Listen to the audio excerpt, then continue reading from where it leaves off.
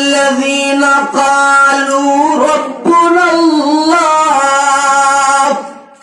নিশ্চয়ই যারা বলে আল্লাহ আমাদের রব, সুম্মা ইসতাকামু, এরপরে ওই কথার উপরে অটল থাকে, আল্লাহর বিধিবিধান ঠিক মতো পালন করে, ওই সমস্ত লোকদের অবস্থা হলো আল্লাহ রাব্বুল আলামিন বলেন তাতানাজ্জালু আলাইহিমুল মালাইকা, ওই সমস্ত লোকদের মরণের সময় ফেরেশতারা তার সামনে নাজিল হয়ে যায়। সুবহানাল্লাহ।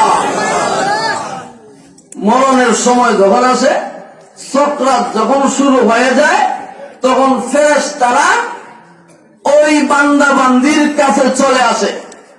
পুরুষ হোক আর মহিলা হোক, আল্লাহকে স্বীকার করার পরে যদি আল্লাহর বিধিবিধান গুলা সঠিকভাবে পালন করে যাইতে পারে, তাহলে মরণের সময় এই অবস্থা হবে।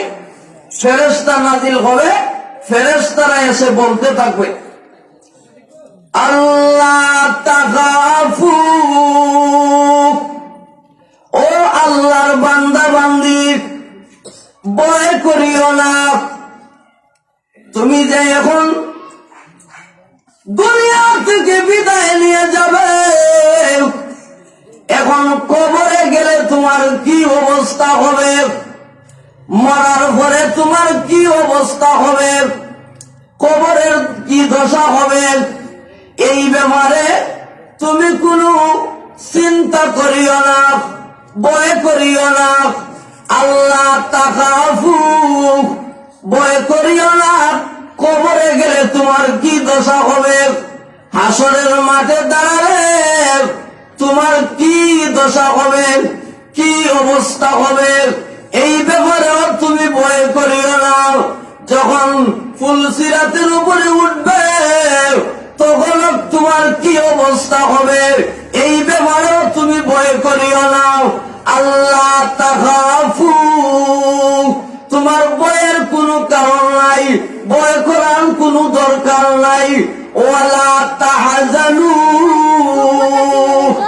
আর দুনিয়াতে তুমি যে ধন সম্পদ রেখে এসেছ, তোমার সন্তানাদি, তোমার আত্মীয় স্বজন যারা আছে, তোমার বাড়িঘর কিভাবে চলবে, তোমার ছেলে মেয়ে কিভাবে চলবে, তারা দুনিয়ার জীবন কিভাবে কাটাবে, এই ব্যাপারেও কোনো টেনশন করিও না।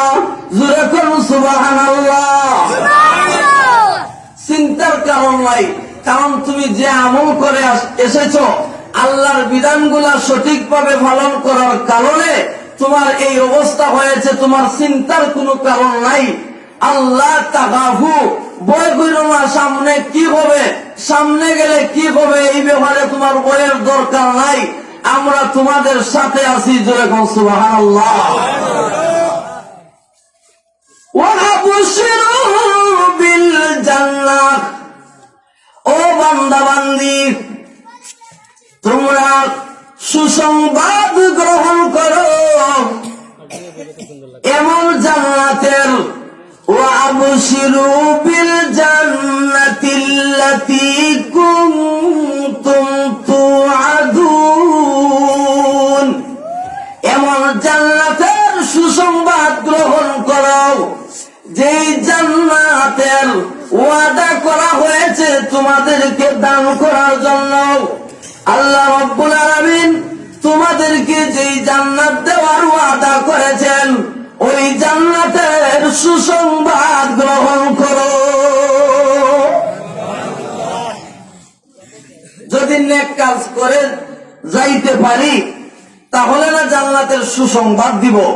ফেরেশতারা একই বই দেখো জান্নাত চোখের সামনে তুলে ধরবে, জান্নাতের টাকসা চোখের সামনে তুলে ধরে বলবে ওই দেখো অপেক্ষা করতে আছে, তাকায় দেখো কত সুন্দর জান্নাত তোমার জন্য বানানো হয়েছে, দেখো তাকাইয়া তাড়াতাড়ি বের হয়ে আসো, তাড়াতাড়ি তুমি আমাদের কাছে চলে আসো, এই দেখো তোমাদেরকে শুভেচ্ছা স্বাগতম দেওয়ার জন্য আমরা আসছি। জোরে কোন সুবহানাল্লাহ।